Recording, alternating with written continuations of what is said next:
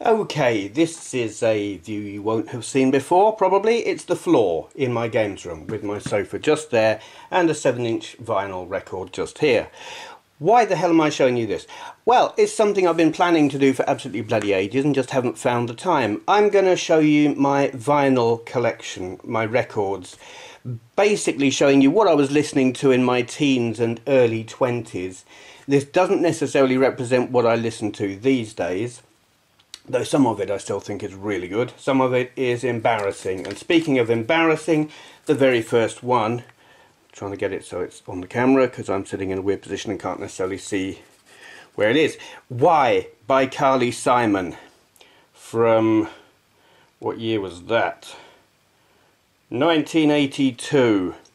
Yeah, I liked that. I actually still like that. It doesn't in any way not represent my normal listening tastes, but I do like that. Wordy Wrapping Hood by the Tom Tom Club. I didn't know at the time that the Tom Tom Club was the band owned by the wife of David Byrne. I think it was his wife anyway, from Talking Heads. I think she was also in Talking Heads. I think they were like a spin-off band. Oh Lord, okay. When Doves Cry by Prince. I actually still like that. I still like a fair bit of Prince, and that was the first single of his that I really got into, and I think Purple Rain is a brilliant album. So yeah, I'm not too embarrassed by that one. What have we got here? We've got there. What is this? Hit the North, parts 1 and 2 by The Fall. Hello. It is the same thing. Yes, I really, really like The Fall. Hit the North. They were kind of, at that point, I think Mark E. Smith had lost himself a bit. He'd lost sight of what The Fall were really about. They were trying to keep up with the times, if you like, and be a bit contemporary, but I don't think that's the right thing for The Fall to do. And I haven't bought anything by them for years because they changed, went commercial-ish. Gary Newman, My Dying Machine. I am a big Gary Newman fan. You will see quite a bit of Gary Newman in this collection. I bought his stuff then, I still buy it now. Adam and the Ants, picture disc. What the hell is it? Goody Two Shoes, with a B-side of Red Scab. I've got a few picture discs here. I don't know if they're worth anything these days. I don't pay too much attention to that kind of thing. All of this just sits up in my loft, doing not very much. I do have a record player, but I just used it to like rip some of my favourites to MP3, and then they all sat up there and collect dust. Your Fascination, Gary Newman, a single from the Fury album. Oh, yeah. Ant Rap, Adam and the Ants. I was a bit into Adam and the Ants back in the day. Not so much these days. Couple of good singles, couple of good albums. Gary Newman, This Wreckage from the Telecon album. These are in a completely jumbled up order. They're just how I pulled them out of the loft. Yes, Ant Music, Adam and the Ants. I've got to say I do prefer Adam and the Ants as a band to Adam Ant as a solo artist, though I do have an amount of both. Temptation, Heaven 17. Oh my god, I love this song. When I was like 14 and 15, something like that, I used to have parties in my bedroom in our house at the little village called Deanshanger. Me and a bunch of friends and any girls who we could just about manage to get to turn up, because we were not cool. But girls did turn up, and the reason they turned up wasn't actually for the brilliant music that got played like this, and I think we had one party where this was the only thing that got played all the way through because it was just the best thing. But yeah, we were able to get hold of booze, and so people there were frequent attempted gate crashers who would just twat around outside and cause trouble with the neighbours, but girls did want to turn up even though we were incredibly uncool because we could get alcohol, and it seemed none of the other lads in the village could. U2, Pride in the Name of Love. This was the single that got me into U2. I know they're incredibly uncool now, but back then they weren't. They were brilliant. I think they were brilliant from their very first album up to Pop. And then they went shite. It's like they lost their spark, they lost their inspiration and just went all dull and boring and fuddy-duddy and just ended up parodying themselves and being really embarrassing and shit. But this, they were still brilliant. They were very brilliant. Zodiac Mind Warp and the Love Reaction. Yeah. Backseat Education. Not nearly as good as this. Zodiac Mind Warp and the Love Reaction. Prime Mover. That is bloody awesome. It's ridiculous. It's utterly ridiculous. But it's great. It's just real. Alright. They're kind of, I suppose, in the same vein as AC/DC, if a bit more silly. But I don't know. The same but different, I guess. There'll be people screaming, no! But they had the energy and the riffs of AC/DC and the sex appeal of something. I don't know what. There was something a bit... I don't know. Whatever. Moving on. Malcolm McLaren, Double Dutch. Yeah, that's one of those that I find interesting, I guess, just because Malcolm McLaren was sort of a slightly controversial character in that he would rip people off left, right and centre, and rip off their music, in fact, and basically do whatever the hell he could to make a buck, jump on any bandwagon going. This was a prime example of that. Catchy. Call Out the Dogs by Gary Newman. He was doing stuff he hated this. He went through a whole phase of stuff. He was doing it just to try and have hits, but he had no faith whatsoever in the music that he was making, and when he looks back at it now he cringes and wishes he hadn't done it. This is one of those. I actually don't mind the stuff on the Fury album. It was probably the last album he did in that kind of era that wasn't really bad. He was experimenting with the new technology, MIDI and that kind of thing. But I think he was overly influenced by Bill Sharp of Shack Attack when he did this, and it showed. And there's a cat. Thank you, kids. Jesus and Mary Chain, April Skies. This is the first single of theirs that I bought. This is like when did I notice them when they did April Skies, or was it? May not have been. Can't remember. Anyway, love it. Jesus and Mary Chain, bloody awesome. Just like, their stuff was full of feedback at that time, and I like feedback. Thompson Twins, Sister of Mercy. That's my favourite Thompson Twins song. I love they did 2 albums. I mean, they did loads, but they did 2 albums that I really liked, and they were Quick Step and Sidekick, and what the bloody hell was the other one? The Gap. Was it The Gap? I think it was The Gap. Loved those. This one was off of, I think this was on The Gap. Into the Gap. Something like that. Loved it anyway. Oh my god, this is so old. This is probably the first single that I ever bought, I think. Tryouts for the Human Race by Sparks. It's in terrible shape. I bought this in, well, when was it released? It was released in '79. I bought it in, it would have been about 1980, I guess. It's got like a short mix, radio mix on one side and an extended mix on the other, and it's brilliant. Look it up on YouTube, I'm sure you'll find it. Here's a classic, Wang Chung, Dance All Days. I'm sure they were a one-hit wonder and never did anything else. If they did, I don't know what they did, but that's a brilliant song. What have we got here? Some freebie disc that was on Sounds magazine. It's got songs by Head, Happy Mondays, The Triffids and Stump. Yeah, Happy Mondays are probably the only band there that anyone else will have heard of, but I liked Head and I liked Stump. I don't think I liked The Triffids. U2, New Year's Day. Treasure, Whatever Happened to Pete the Chop. I like that.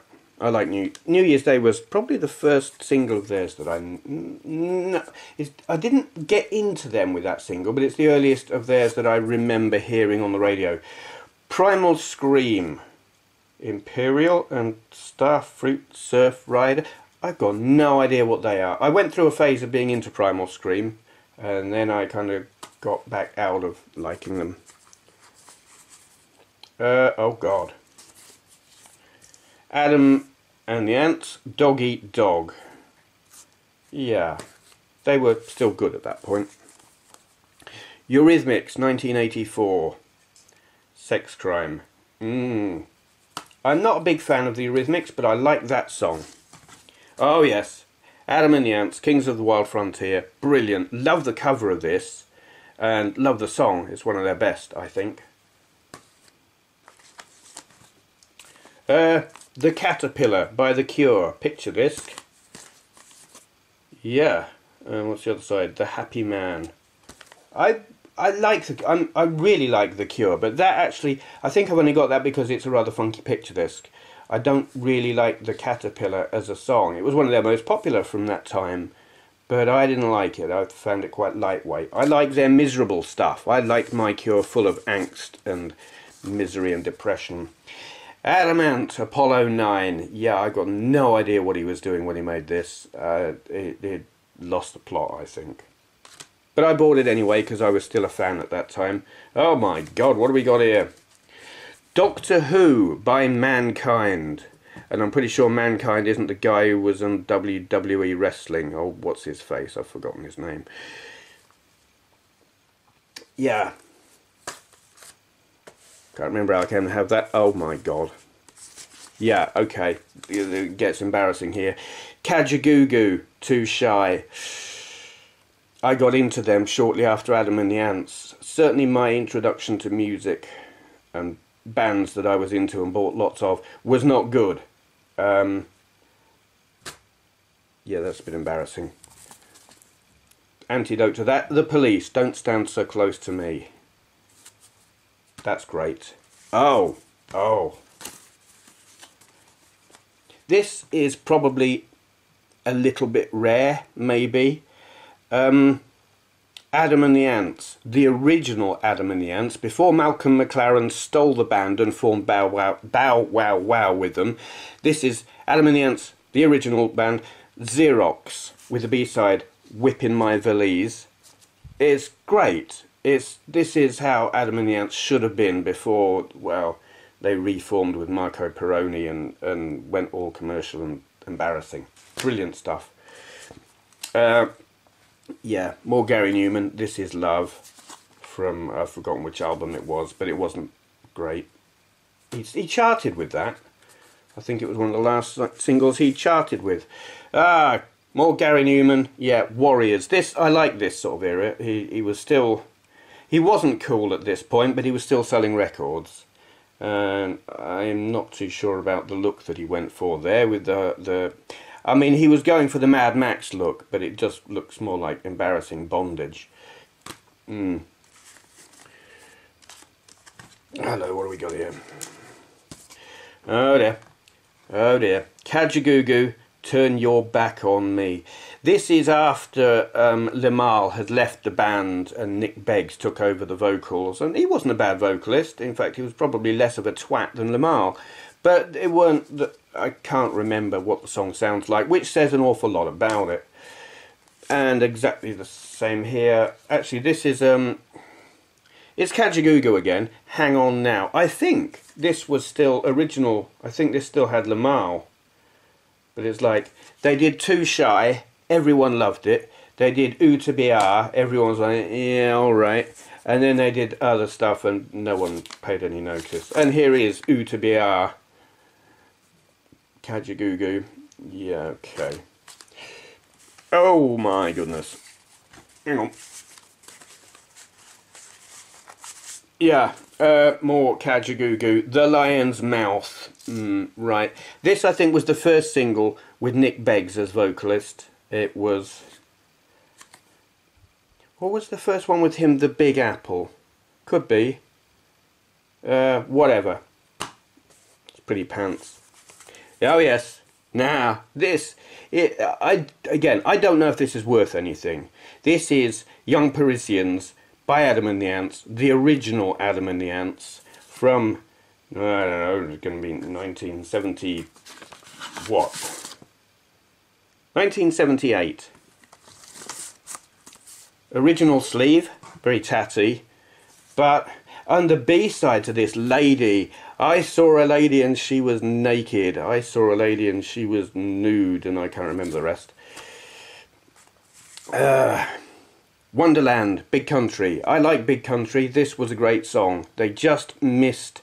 I mean, this should have been on The Crossing, but it wasn't. So it kind of sat between The Crossing and Steel Town. And it's a really good song. I like it a lot. From The Crossing, also by Big Country, Chance. That's like their sad ballad-ish type thing song. Look at that, almost a sentence. Brilliant, love it. I loved Big Country's first 2 albums. Their third one, well, we'll get into that later. Oh my goodness. Frankie Goes to Hollywood, 2 Tribes. I mean, they're a controversial band in that they were manufactured bubblegum rubbish. That they existed before... what was the bloody producer's name? I know his name and I've forgotten. Someone will remind me. Trevor Horn. They existed before Trevor Horn got hold of them, but he like remade them, reshaped them, sampled their sounds and sequenced it all. So really what you heard on their records had very little to do with them as a band. Holly Johnson sang, obviously, but as musicians they didn't appear much on their own material. But this was such a brilliant song. I loved it, and we will see more of that later, I can assure you. Cyndi Lauper, Time After Time. Oh my goodness. Yeah, okay. This... I'm not a fan of Cyndi Lauper, but I love this song, and I was a young teen and into this girl at the time who didn't appear to know that I existed, and I was all angsty and sad, and I'd listen to this over and over and over, being all maudlin and pathetic. Gorgeous. I think that's what that says. Anyway, Gene Loves Jezebel. I was going through my goth thing and I was looking for anything remotely goth, and sometimes it was quite embarrassing because it was shite, and that was these. They were kind of 2 shrieky twins and some band who were all kind of colourful goth, kind of glam goth, if you like. And this is a numbered limited edition that no one would give a crap about. Who's That Girl? By, I've got no blood, A Flock of Seagulls. Okay, A Flock of Seagulls did a fantastic song called Wishing, I Had a Photograph of You. And another one called Iran that was half decent. And maybe 1 or 2 other songs that were good. This was kind of like their comeback single after being away for maybe a decade or something. And it's shite. The Damned, Anything. Yeah. The Damned started out as punk, and I suppose they remained sort of punkish for ages and ages, and were brilliant. They kind of did punk pop.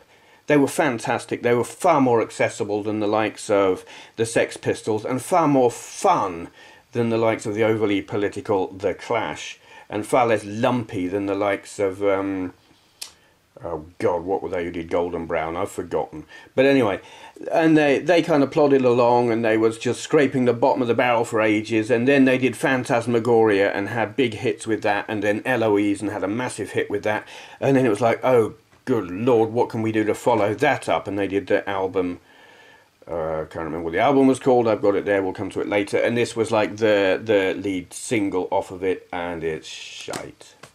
Damned shame. Pun slightly intended. The Damned, Friday the 13th EP. What's on this? Disco Man, that's great. The Limit Club, can't remember that. Billy Bad Breaks, that's kind of fun. Citadel, can't remember. I think that's sort of moody and slightly bit of a drudge. Adam and the Ants. Is this... what is this? B-sides. Kick and Physical. Okay, so there it's like a re-release of B-sides of earlier songs. Picture disc. Yeah. Oh, the Deutsche Girls, Adam and the Ants. This was, I don't remember. This is the original Adam and the Ants. Right, okay, this was kind of a re-release of a song. They did the new Adam and the Ants, like with Marco Peroni, Marco Merrick, Terry Lee, Gary Tibbs and yours truly. Good God, that's embarrassing. Was the Adam and the Ants of the time when this was released, but this was recorded by the original Adam and the Ants, and it was on the film soundtrack Jubilee, which I don't think it was released as a single at the time. The B-side is Plastic Surgery, which is actually a better song than Deutsche Girls, because that's pretty tedious. Adam and the Ants, Prince Charming. Yeah, well, massive hit. I don't much like it. Adamant, Friend or Foe. Yeah, it kind of just about was holding on to the plot here, at least in terms of making halfway decent music. It was all right. Desperate but not serious. Same again. The singles were all right. The thing with him at this time, Marco Perroni was a good... I don't know if he wrote the songs. He did a large part of making the music, and he was very stylish guitar player. I wouldn't say he was like a virtuoso guitar player, but he had a certain style that was good and held the whole thing together. But the songwriting by this time was getting very nursery rhyme-ish, and then we get on to the really embarrassing stuff. Puss in Boots. What the hell? Strip. Yeah, strip for you. Oh, God. If I strip for you, will you strip for me, and we'll go down in history, or something bloody awful like that. It's pathetic. It's embarrassing. I don't know what he was thinking of, except he had lost the plot and gone mad, or something like that. Love Needs No Disguise by Gary Newman with Dramatists. I don't know where the name Dramatists came from or what that was all about. They were just like his band, as far as I'm aware. Russell Bell, Dennis Haynes, Chris Payne, Cedric Sharpley. Rest in peace. Cedric Sharpley was the drummer. He died quite recently. He was a good drummer. Yeah, well, it's basically a classic Gary Newman band. I don't know why he called them Dramatists. Love Needs No Disguise was a really good song. It doesn't, as far as I know, appear on any of the albums, but it's good. I like it a lot. Wonder if this would be worth anything. The Sugar Cubes, Birthday. It was the first release in the UK of anything featuring Bjork. Or certainly the first thing that I don't think it charted, but it's a fantastic song. Look it up, you'll find it on YouTube. They've got the Icelandic version on the B-side. It's brilliant. I thought Bjork was at her best when she was with the Sugar Cubes, because it was all manic and crazy, and she was herself being manic and crazy. Another thing off of a magazine. Jesus and Mary Chain, Head of David, Faith No More, The Godfathers. Now, was this the good Faith No More, or had they gone shite at this point? I think they've gone shite. I liked Faith No More when they still had... Was his name Chuck? That crazy singer, the one who they sacked because he did stupid things on an aeroplane or something. Yeah, We Care a Lot. That was the song they did that I really liked. Spirits in the Material World by The Police. Yeah, they're just too classy for words. What do we got here? Invisible Sun by The Police. Again, they're just pure class. Oh my goodness, Relax, Frankie Goes to Hollywood, the song that was apparently banned, but really wasn't. It was just the DJ Mike Reed refused to play it on his show, and they made a fortune out of that. It got loads of publicity, and everyone bought it. U2, 11 o'clock TikTok. Here's U2 that you wouldn't recognise them. If you heard this, you would not. If you're familiar with U2 as they are today, you hear this, you'd be like, who the hell's that? That was a fantastic song when they did it live. Oh dear. Adam and the Ants, Stand and Deliver. Do you notice how discoloured the sleeve is? Okay, you can't smell it anymore. That... I lived in... I was in the family home at Dean's Hanger, and we had a cat, Twinkle, who she ate a whole tin of pilchards in olive oil, was it olive oil, vegetable oil, something like that, and then puked them up all over this. And I was really serious about my Adam and the Ants collection at that time, and I just couldn't bring myself to throw away the sleeve, so I wiped it off as best as I could, and the oil soaked into the sleeve. And it stank for well over a decade. This just reeked of fishy oil. Now it just doesn't smell of anything, but yeah, that's everything has a story. Depeche Mode, Everything Counts in Large Amounts. Brilliant, love Depeche Mode, haven't got nearly enough of their stuff. I've got a couple of albums on CD. Oh, getting uncomfortable sitting on the floor. Oh. Right. Down Under, Men at Work. This is another one that was like a party favourite. We'd just play this over and over and over. It's a classic from 1980, whatever it was. Probably, I'm going to guess it's 83. Let's have a look. See. 1981 shows what I know. Nevertheless, we played that a lot. Oh dear, oh dear. I don't know how I come to have this. Daryl Hall and John Oates, Man Eater. Yeah, whatever. Oh boy. Yeah, more Kajagoogoo, Big Apple, embarrassing. Nick Beggs on vocals. I mean, it was alright as a song, but... Love Removal Machine by The Cult, from their album Electric. I went off them at around this point. I loved their earlier stuff, and then they did Electric, and they just sounded like a bunch of AC/DC wannabes. Though to be fair, Electric wasn't too bad. It was Sonic Temple that they did after. That's when I just completely lost interest. Oh dear. London Times by Gary Newman with Radio Heart. He was going through his he lost the plot stage then. He was trying to be modern and stay with the times and doing collaborations with bands who he really shouldn't have bothered with because they were nobody. He still does that. But whatever. Yeah. Frankie Goes to Hollywood, apple-shaped photo disc of what? What the bloody hell is it? I don't know. Side A. No. Welcome to the Pleasure Dome. Okay then, yeah. I quite like that song.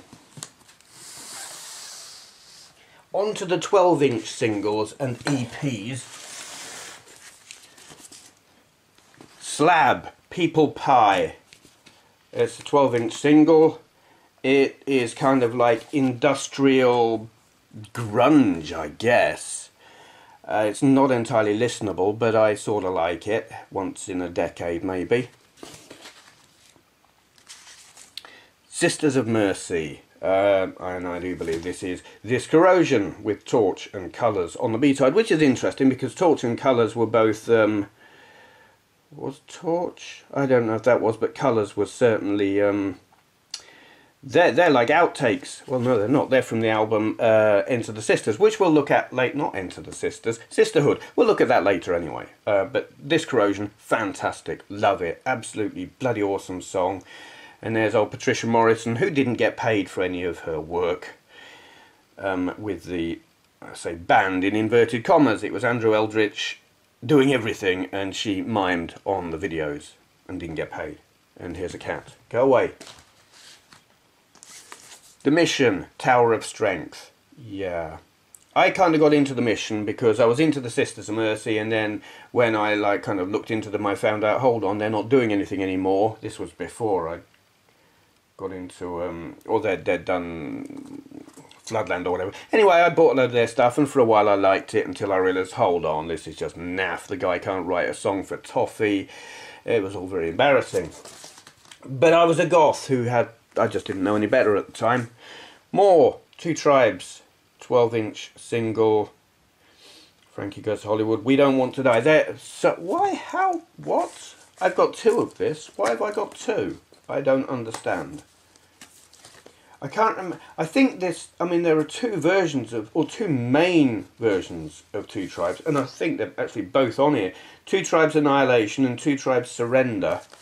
And they did loads of versions, and I've got a CD that's got, I think, all of the versions on. And one was like really, really long with this funny bass thing going on and not a lot of music a lot of the time, and some bloke talking, and then another one that was really full of guitars and stuff and very energetic and fast. And then we've got this, which is, I think it's Welcome to the Pleasure Dome. I could be wrong. Let's have a look. Get it on as a B-side, that's just not good, is it? It is Welcome to the Pleasure Dome, and it is a bit knackered actually. Look at that. That's not good. 12-inch of, well, I don't know, it's in a big funky envelope thing, but I'm guessing that's The Power of Love. I'm just not even going to get it out of the thing because I don't really like that song. I just bought it because I bought everything by them. 12-inch of, what's this going to be? Relax. Yeah, while the 12-inch versions of Thingy, Two Tribes, were fantastic, the 12-inch of Relax was like meh. Here we go, another version of Welcome to the Pleasure Dome. This one, I seem to recall, is really quite good. Yeah. The Cult, Resurrection Joe. That's kind of an early era Cult.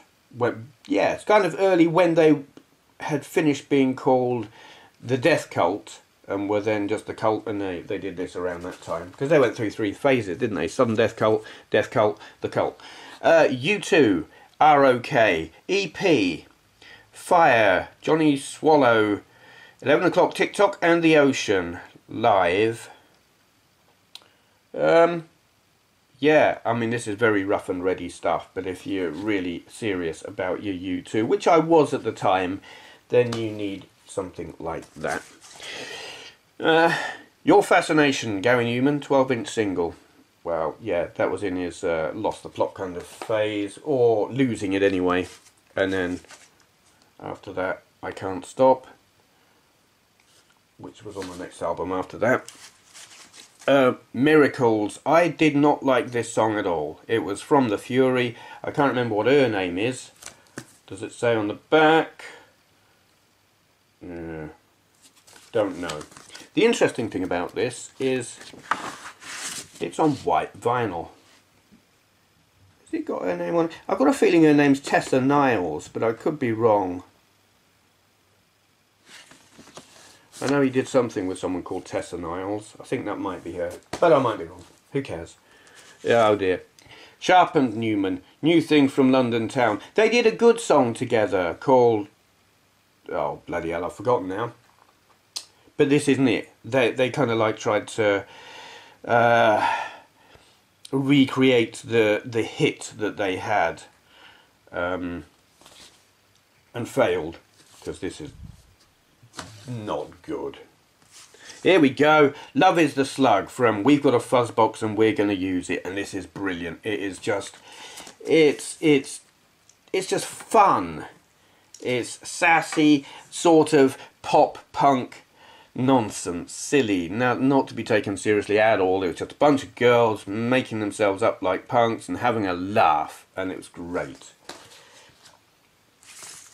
Sieg Sieg Sputnik, Love Missile F-111, brilliant, love it, absolute shite. It's an appalling record, but I love it. I just don't. And what the hell? Who was it? Tony James on guitar went on to join the Sisters of Mercy. I mean, what the hell? What was Andrew Eldritch thinking of? Big Apple, Kajagoogoo. Yeah, okay.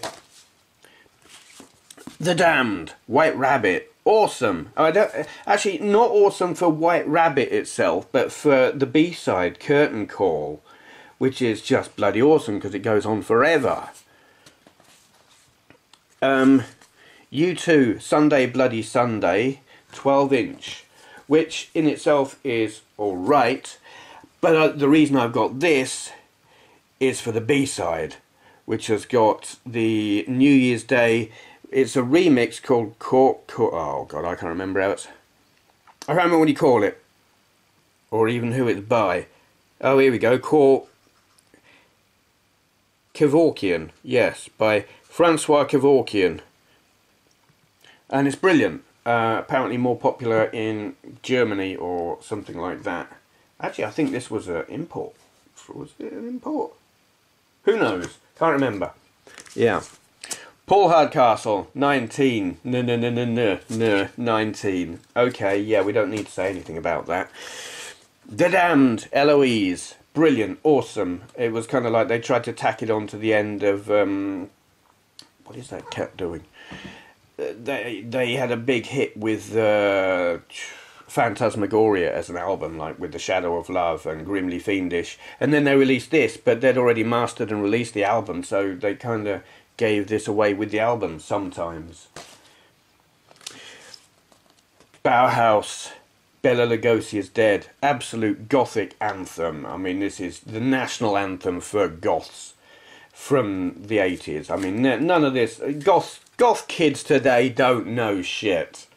Sorry, but they don't. I don't know what they're listening to. It seems to be death metal, which is not what goth was about back in when I were a lad. It was about Bauhaus and Bela Lugosi's Dead. And if you hadn't danced to Bela Lugosi's Dead in a graveyard in the middle of the night, and yeah, I did, you weren't a goth. Apollo 9 Orbit Mix. Yeah, we just won't talk about that. Is It a Dream? The Damned. Not the best single off the album, but still great. And they really did look good. I mean, just cool. The Damned, There Ain't No Sanity Clause remix. Looking at You, Anti-Pope. I can't remember what album they were off of. Was this off the Black album? Who knows? I think it probably was. The Cult, Revolution EP. And they were kind of into their love phase at this point, and I really liked that whole phase. They weren't goths, but they were very appealing to goths, and at that time I was kind of trying to be goth. Probably failing quite badly, but whatever.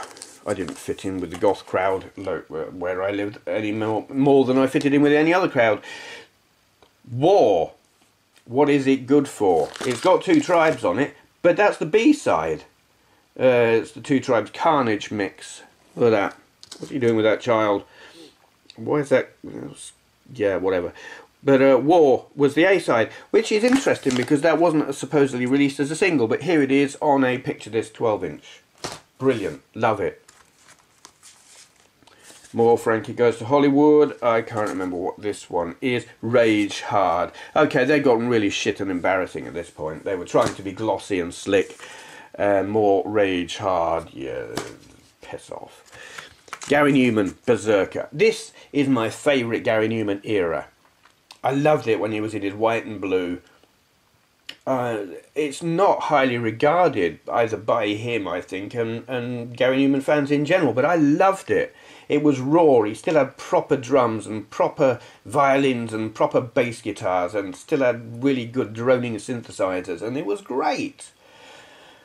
It was still all played by musicians instead of sequenced MIDI nonsense, and I thought it was fantastic, and I just like the way it looks. Doctor and the Medics, going on up to the spirit in the... Yeah, okay. Zodiac, Mind Warp and the Love Reaction, High Priest of Love. Is this an album or a single? I'm not sure. I think this might be an album. That's an EP. Okay, well, I don't know anything about this. Can't remember what's on it.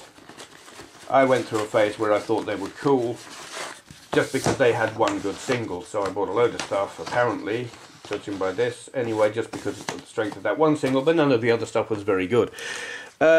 Seek Seek Sputnik, 21st Century Boy, which was like their second single after Love Missile F111. What computer's that? He's hugging a little laptop at the top there. I don't know what that's all about. Yeah, it's kind of shit. Right. Kajagoogoo, to be, yeah, we don't want to talk about that.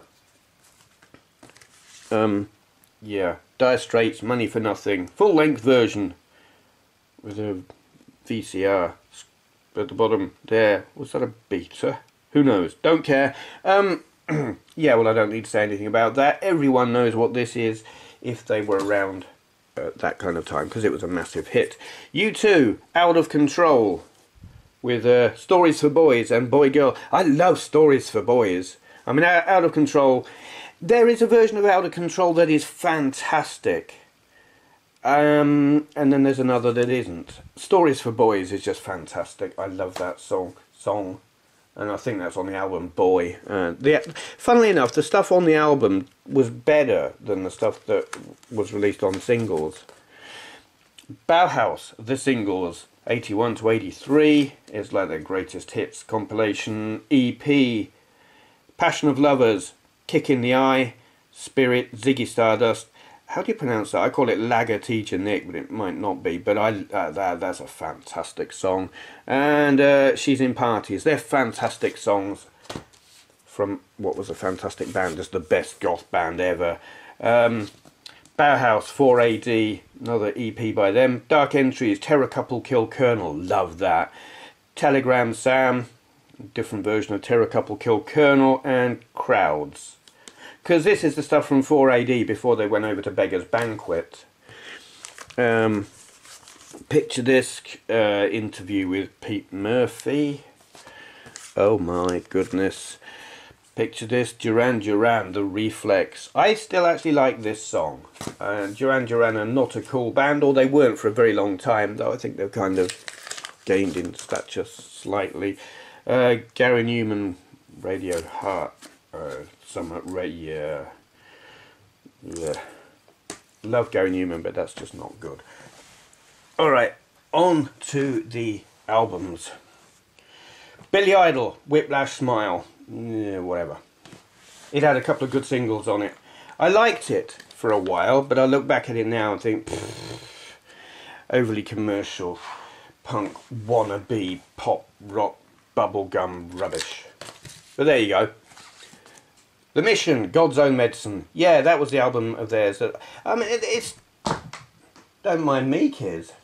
It's still alright. It's listenable. Just ignore the lyrics because they're pathetic.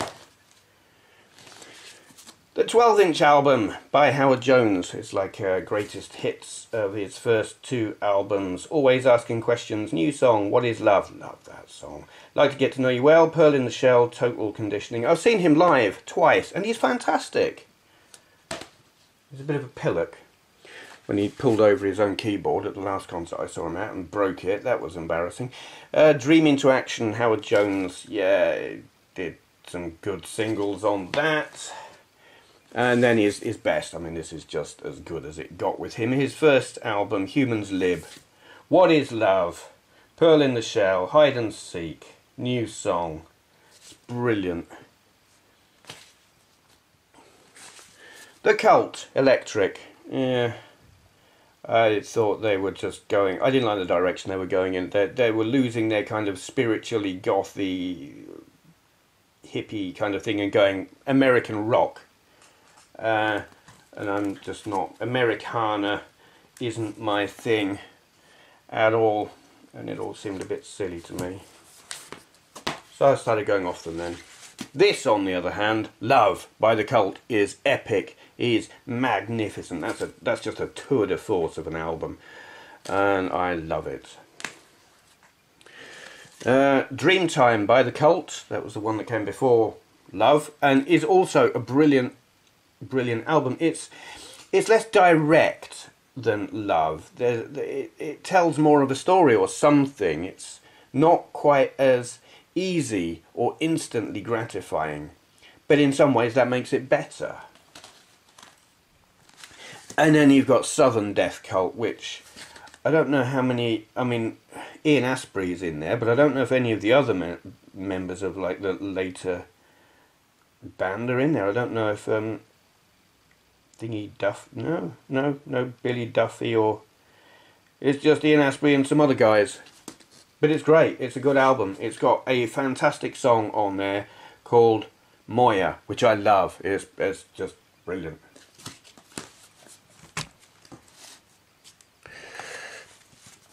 Oh yeah, here we go. Will the camera focus? Adam and the Ants, Dirk Wears White Socks. This, unfortunately, is not the original Dirk Wears White Socks. It's missing a song. This was re-released by CBS after the contract with Do It Records timed out or whatever, and Adam got the copyright ownership back and re-released it through CBS, but took off, what was it, Catholic something. I don't know why. That's a great album though. That, to my mind, is the best Adam and the Ants album. It's raw. Which with Marco Peroni and the new members of the band, they found something that was commercially much more appealing. And this is a good album, but yeah, it's like the start of their decline, really, in my opinion. I love the singles. Dog Eat Dog. I didn't like Ant Music. I love Kings of the Wild Frontier. And the other stuff is like, yeah, well, whatever. The Fall, Bend Sinister. Oh, I love this. I really can't tell you how much I love this album. It was the first Fall album I ever bought or even heard. And it's still, for me, I mean, just pure nostalgia. I love it. I can't get enough of it. I've got it on CD as well as on vinyl because I just had to. Boston, Steve Austin. We've got a fuzz box and we're going to use it. Just brilliant. You know, it's that bubblegum punk pop thing. And epic. Yeah, okay. Gene Loves Jezebel. Discover. Shrieky glam goth. Nonsense. Don't ever listen to it. Evil by Sonic Youth. I'd kind of been reading a lot about Sonic Youth at that time, and so I thought I'd have a listen and see what they did, and I bought this, and I quite like it, but the album they did after it, Daydream Nation, is much, much, much better. Generation X, the best of. Yeah, Billy Idol when he was still with a band. Valley of the Dolls is probably the most well-known song on here. Most of the rest of it is Dancing with Myself. Yeah, that's another well-known one. It's not great. Kiss Me Deadly by Generation X. This is actually probably a better album than that. It's because that's just a compilation and this is, you know, it's produced as an album. Dancing with Myself. And a load of other stuff that no one will ever heard of, probably. It's alright. It's not great. It's not a classic album by any means. The Police, Regatta de Blanc. Or however you would pronounce it if you said it with a French accent. Well, it's brilliant, isn't it? Message in a Bottle. Walking on the Moon. And other classic songs. The Mission, first chapter. A load of cover versions. Like a Hurricane. And other stuff by other bands because they hadn't done. This was like the stuff they did when they were touring before they released anything, and then they made an album of it after their debut album or something like that. It's fairly raw, I guess, bit naff. Oh, Flaunt It, Sieg Sieg Sputnik. Yeah, this is a terrible album. I love it. David Bowie, Tonight. That, I don't know why I've got that. That is the second worst album he's ever done. No, it's the third worst album he's ever done. The worst would be Oy Vey Baby, which was the live album by Tin Machine. And the second worst would be Tin Machine 2, which was equally appalling, and he's disowned both of them. Rightly so. That's a terrible album. Ultravox, the collection. Yeah, well, you know, it's got all the hits. Dancing with Tears in My Eyes, Him, Thin Wall. I love the Thin Wall and I love the voice. I love Vienna. The rest of it, their earlier stuff is better. I mean, like the earlier stuff on here. I'm not really a fan of the John Fox era Ultravox, though I do like John Fox on his own, or at least I like Underpass. But I like the early Midure stuff. After Vienna, it all got a bit meh. Genesis. I guess the album's just called Genesis. I'm not sure. This is my favourite Genesis album, and the only one that I've got. And it's got Mama and Illegal Alien and stuff. I love this album. I can't tell you how much I love this. It's just pure nostalgia, and it's not really in keeping with the kind of stuff I'd normally listen to, but something about this, there's an intensity to it, an emotional intensity as well, if you like, that is just brilliant. Whoops, they're all falling over. Should the World Fail to Fall Apart by Pete Murphy. Well, I was going through my Bauhaus phase, and actually I've never really left my Bauhaus phase, so it was like anything that was related to Bauhaus, I had to have it. So I bought Pete Murphy albums when I could find them. They weren't actually that easy to find. And that's quite a good album. Blondie, Eat to the Beat. Yeah. Dreaming. Atomic. And other songs. A couple of great singles, don't really give a crap about the album. Big Country, The Crossing, the best, the definitive Big Country. They did an album that goes, not an album, a video that goes with this. It's like New Year's Eve at Glasgow Barrowlands thing, which is a fantastic video and probably on DVD as well. And if you ever come across that, buy it because it's great. This is all their best stuff. In a Big Country, Chance, Fields of Fire. Oh, nostalgia, utter. Yeah, more Big Country, Steel Town. This was them doing more of the same, really. They kind of changed the production style slightly, and it was less of a hit. It was just less memorable, and then they did the same. They kind of got even more slick and even less memorable. And it was all downhill from there, and in the end the singer Stuart Adamson, he became an alcoholic and basically died, drunk himself to death because he couldn't handle not succeeding. They'd been big and then they weren't, and he got depressed and blah blah, and it's a damn shame. Oh, let's play World Domination Enterprises. Yeah. You've probably never heard anything like this. It's fantastic because it's terrible. It's shocking. It's got two really good, so maybe three. Asbestos, Lead Asbestos was their single. They even got on the telly with that. I remember them being on the news because they were playing a set outside, I don't know if it was a university or a power station or something. They were protesting some or other. But the best song on here is Funky Town. They do a cover of Funky Town, and you've never heard anything like it.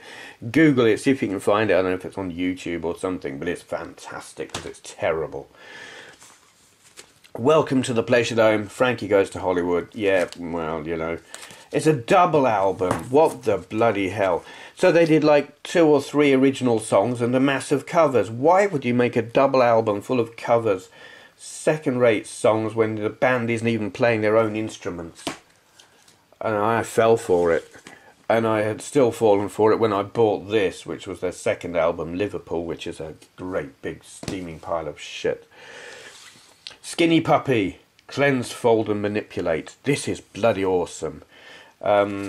You probably have never heard anything like this. It's industrial techno nightmare.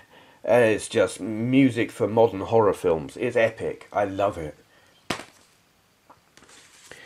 Jesus and Mary Chain, Darklands, which was the sequel to Jesus and Mary Chain, Psycho Candy, which after this was kind of disappointing because they kind of went acoustic-ish with this, where this was a massive feedback and just drug-crazed nonsense that I love. Yeah, couldn't even, I don't know the song names. I couldn't even remember what they go like because most of the time it's just lots of feedback with a drum beat thing with lots of echo on it. Thin White Rope, In the Spanish Cave. I wonder how many people have ever even heard of this. They were an American band, I think. It might have been Canadian. They certainly weren't British. And they came over and they played in, I mean, they were in Melody Maker and it was reporting on them and saying they were great. And I saw them play at Woofton Campus. And then I thought, well, that was bloody awesome. So I went and bought the album. And I don't think there were that many copies of this. I could be completely wrong, but they're one of those bands that I didn't know anyone else who'd ever heard of them. A.R. Kane, 69. These are one half of another band. This was brilliant. And then there was this other band that did a single. And what the bloody hell was that single called? Jesus, I've forgotten. Mars. This was one half of Mars, and I've forgotten what the song by Mars was, but it was kind of groundbreaking in house music. This is great. This is full of feedback and stuff. Feedback and echoey drums and moody, groaned vocals in the background that you can't work out what they're saying. Just my cup of tea. Sisters of Mercy, first and last and always. If you're remotely into goth, and you're not one of these silly modern goths who doesn't know where goth came from, this is essential listening. That's all I need to say about that. And then if you want to get into the... well, that's dusty. This is a bootleg. This is Enter the Sisters. They took a load of the Sisters of Mercy EPs and stuck them all on an LP, and the sound quality is appalling. Temple of Love, Burn, Floor Show, Anaconda, Adrenochrome, Alice, Body Electric, Lights, Heartland, Gimme Shelter. It's brilliant. And I imagine really quite hard to find.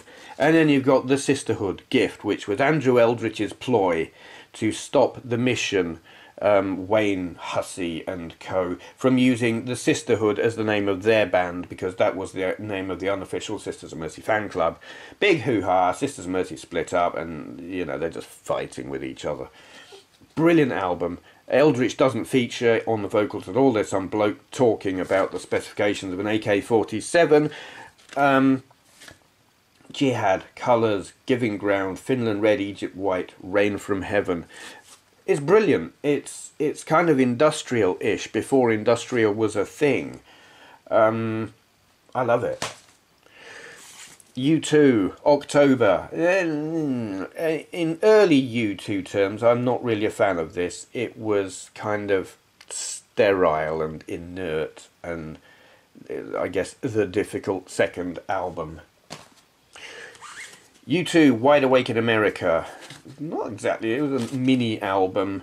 I got this as an import. They didn't sell this in the UK at the time that I got this, and I was really chuffed. And then about a year later they released it over here anyway. But I like that because it had live version of, I think it was Bad. Whatever it was. I can't... What the hell was on it? Can't open it.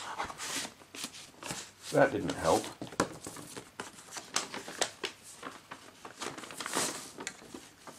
Three Sunrises, Love Comes Tumbling, yeah, whatever, not interested in them. Bad Live and a sort of Homecoming Live. Yes, Bad Live was the reason I bought this, because it was like just post Live Aid, and they did Bad Live on Live Aid and did it so really, really, really well that when I heard about this, I had to have it.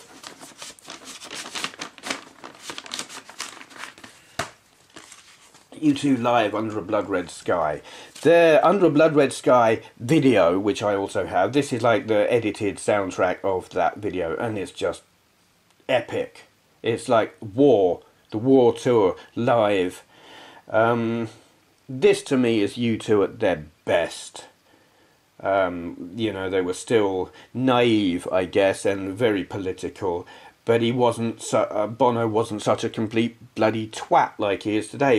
They hadn't got embarrassing yet, and it was just, the music was awesome. U2, War, and not War. What is it good for? But yeah, Sunday Bloody Sunday, New Year's Day, 40. I love 40. I remember when they used to finish all their concerts with 40, and it just wasn't right if they finished with anything else. I saw them live back in the day, and the same kid as on. It's just the same. You know, their first album, and then War. It's the same kid. He's just older on War. Boy, brilliant, awesome first album. I don't think it was a hit in any way whatsoever, but this is a fantastic album, and I love it. And what? They got Electric Co on this. Yes, they have. There was something else. There was a song that they used to do live that never got onto any of their albums. I can't remember what it was. But they did Electric Co when I saw them. They were doing their Unforgettable Fire tour at Milton Keynes Bowl in 1985, and they did Electric Co. And I was just thrilled to bits. This is probably my favourite U2 album, Unforgettable Fire. Probably because it's the first one of theirs that I bought. So it holds a special place in my heart, I guess. And then I was so disappointed when they did the Joshua Tree, because Unforgettable Fire was so special, and then this was just Americana, and I felt sick, because I don't like Americana that musical style that just comes out of America that I just can't stand it. And they did this, I felt betrayed. It was like they'd sold out, sold their souls. I need to make another stack here because I'm running out of space.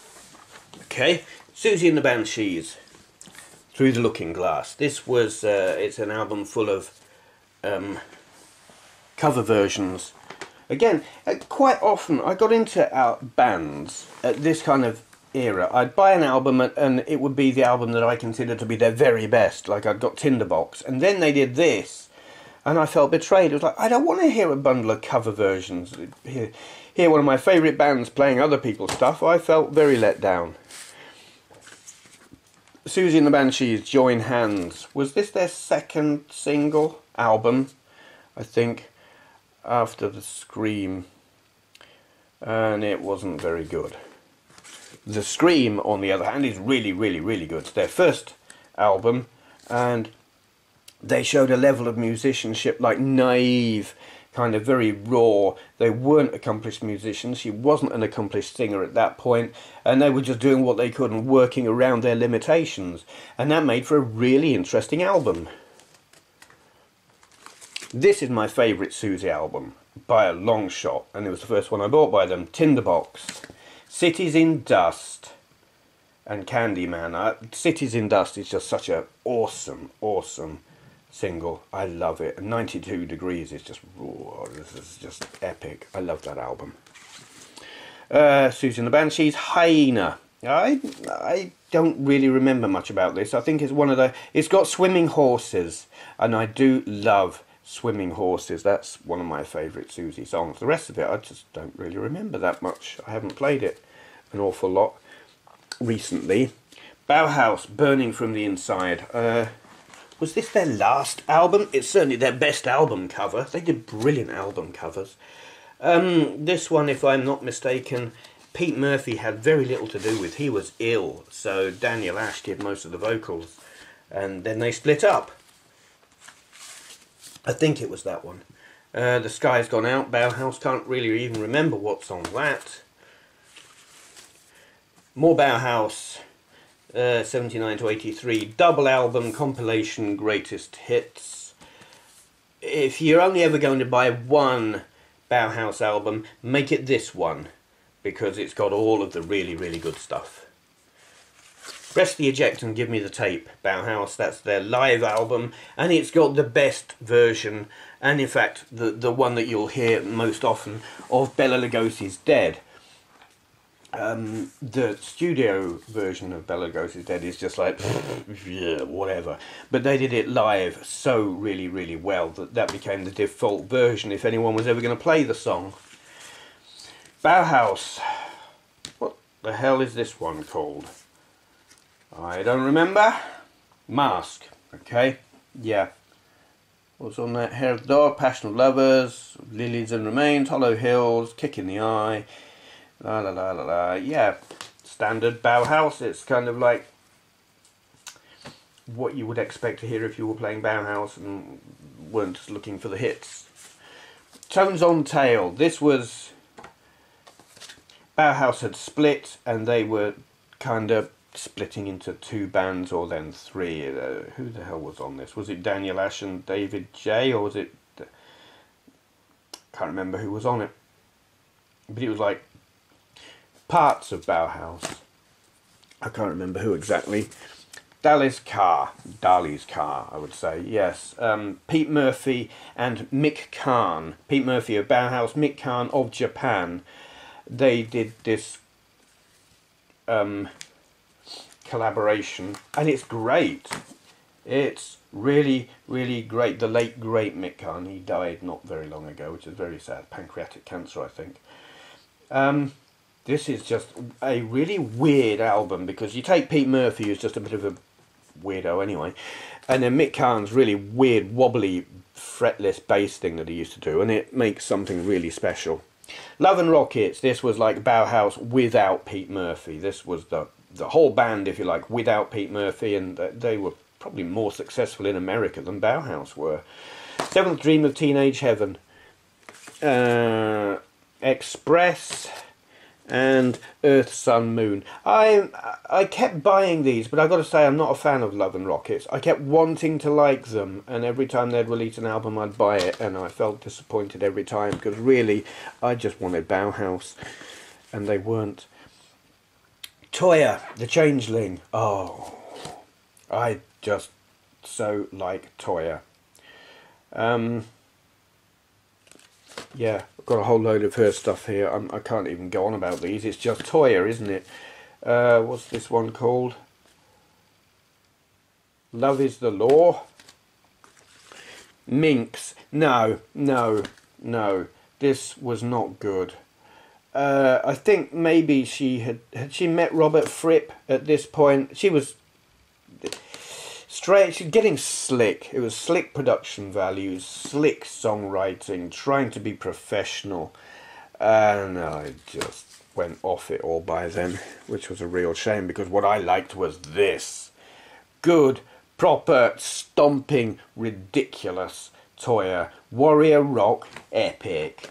And there's a live version of Aya on here that's just incredible. Nonsense, but incredible. The Blue Meaning, yeah, I like this. It's it's weird. It's quite chilling. If Toya could ever be chilling. I'm losing my voice again. Toya, Sheep Farming in Barnet. More strange weirdness. It's her first album, if I remember rightly. It's just weird. Toya. I like that. It's kind of a wordplay on Tora. Yeah, greatest hits up to that point. Toya, Anthem. Now this was, I think, quite a notable album in that it was done on a major, expensive, multi-track studio. I think it was like a 32 track, the first one of its kind, or something like that. It was a talking point at the time. I Want to Be Free and It's a Mystery, epic singles, so anyone who's even heard of her will know what they are. Toya, live in concert, called Toya. Again, strangely. Can't remember what it's like, no idea. The Damned, the very best of The Damned. Compilation. I tend to not really care about compilations too much. Something. Words. Yes, The Damned, anything. Alright, they just went shite when they did this. It was a shame. It was just commercial nonsense, because they were trying to follow up Phantasmagoria, and it really didn't work. The Damned, Strawberries. I love this. This was the album they did before Phantasmagoria, and it's quite depressed. It's quite, you get the feeling they're not happy. I mean, songs like Life Goes On, Under the Floor Again, stuff like that. It's like, I don't know, are they poor, are they broke and just fed up and having no success? I don't know, but it's a brilliant album. I love it. Damned, The Damned. Was this the first? It is the first album. Neat. New Rose and other stuff. I Feel Your Pain. Stab Your Back. I Feel Alright. Now, if that's not a cover of a Stooges song, then it's a complete rip-off of a Stooges song, because I was watching Iggy and the Stooges on YouTube a couple of weeks ago, and he did a song that I don't remember what it was called, but it was just, I thought, I've heard this. This is I Feel Alright by The Damned, which obviously it wasn't, because it was his song, so they must have ripped it off. The Damned, live Shepperton 1980. This is a brilliant live album. It's like the definitive live Damned, certainly from that era. Damned but Not Forgotten. Now, if I'm not mistaken, these are all songs where the vocals are done by Captain Sensible. I don't know if they're actual Captain Sensible songs. Dozen Girls, Lovely Money, I Think I'm Wonderful, Disguise, Take That, Torch, whatever. Disco Man. Yeah, I mean, I've heard some of these songs with Dave Vanian on vocals, but on here they all seem to be done by Captain Sensible, which is cool because I like him as well. The Damned, the Black Album. Dig that cover. Can you see that? There we go. You can just about see the name of the band there. There's nothing else on it that you can see because it's black. Because it's the Black Album. What's it like inside? Yeah, it tells you what's in it. It's a great album. I love it. Damned. Not the Captain's Birthday Party. Do you know what? I don't remember this. It's got to be live anyway. You take my money, creep, fan club, problem child, I'm bored, so messed up, new rose, feel like it's got to be live, hasn't it? Yeah, can't remember. The Damned. This, I believe, is their second album. Music for Pleasure. Yeah, you won't get much pleasure out of that. It's shite. Their first album was just so full of fun, and that one, I don't know what the hell went on with that, but it's bloody awful. The Damned, Machine Gun Etiquette, possibly their best album, my favourite of their albums. I mean, Phantasmagoria was by far their most successful, but this is just love song and Just Can't Be Happy Today, Melody Lee, Anti-Pope, Plan 9, Channel 7, Noise, Noise, Noise, Smash It Up, parts 1 and 2. I mean, whoa, they're just epic. The Damned, The Peel Sessions. Meh. I don't play that one very often. Picture Disc, Phantasmagoria. I don't know if picture discs are worth anything, but I love this album. I really do. And then we get on to the Gary Newman. Replicas, and this was his first hit album. It was his second album. I don't actually like it that much, shock horror. Our Friends Electric is obviously iconic and epic and awesome, and so is Down in the Park. But as an album, I don't really give a crap about it. Gary Newman, The Fury. There he was getting into all his MIDI nonsense, and it was downhill from there for a very, very long time, right up until very recently. That was like the end of his good stuff. Pleasure Principle, well, yes. Cars, what more needs to be said about that? Iconic, brilliant, a rediscovered classic. I mean, so many bands have covered this. Gary Newman, Dance. Kind of a forgotten era of Gary Newman stuff by a lot of people. It's like they're aware of Cars and that kind of stuff, and then he did Dance, which was really clever. He got some really good musicians in there from various different bands. Mick Kahn of Japan being the one I remember the most. And that's a brilliant album, but he got slated. Everyone said, you're just ripping off David Bowie's Low era, which there was an element of that, I suspect. I Assassin, that was kind of like a pop. It's like he took dance and everything that was brilliant about it and then did it as a pop album, and it's a lot more accessible, though not necessarily a better album. I like it though.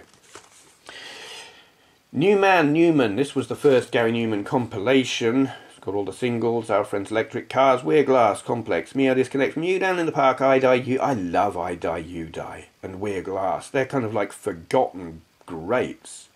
She's Got Claws, didn't really like that. Love Needs No Disguise, This Wreckage, Stormtrooper in Drag. I didn't like the stuff off of Telecon.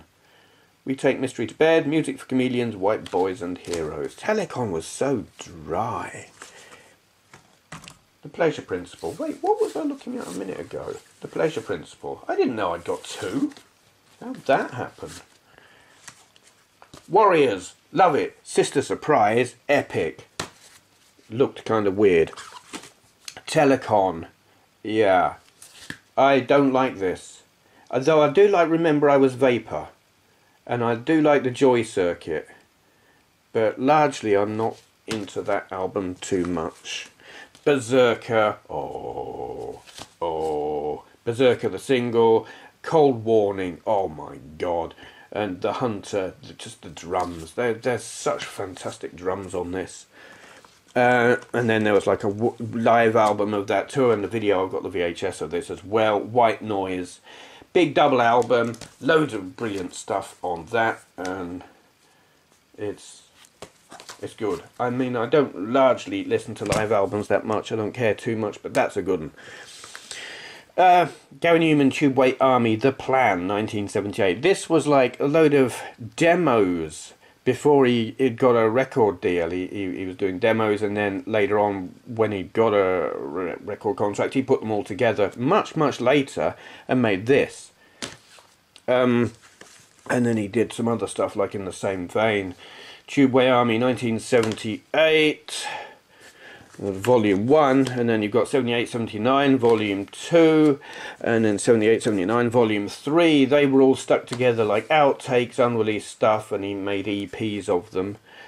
They were like extras that didn't get into the plan. It's very rough and ready, quite interesting to listen to.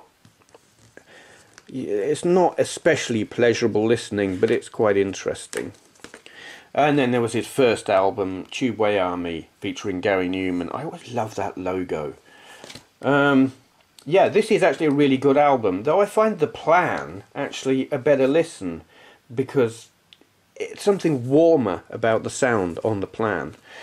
Strange Charm, yeah, I love the single, My Breathing. That's a great single, but then everything else on it is just not good. And then he for a while had his own record label, Numa Records, and this was a compilation of songs by other bands that weren't him. So it's got one of his on it. Produced by him. He produced the bands that were on his label. I don't actually like it very much. It's not good. And then box set, Living Ornaments, 79 and 80, live album, double. Is it a double? How many discs have we got? Well, 1980 tour, 79 and 80 tour dates there. Living Ornaments 79, Living Ornaments 80. So it's like, well, that's the Telecom tour, I guess that. Whatever. It's good. I'm just chuffed to have this, because I don't know how many of them there are around. That box is a bit duffed. That's a shame. Yeah, there you are. That is my vinyl collection. My taste is vastly more eclectic than this these days, but I don't listen to vinyl anymore. I ripped my favourites onto MP3. But I should do some more, because I've only got a fraction of these on MP3. I should dig out the record player sometime and hook it into my computer and rip some more of them, because I've got a bit more storage space than I did. Love it though. I'm a big music fan, and this is what I was listening to between 1980 and I don't know, probably about 92, I guess. Around about 92, maybe a bit earlier than that, and then I started buying CDs and stuff. And, well, got put to one side. There you are, phone's ringing, got to go. Thank you for watching. Oh, there will be a similar video with my comics collection coming soon. Back in a bit, or not.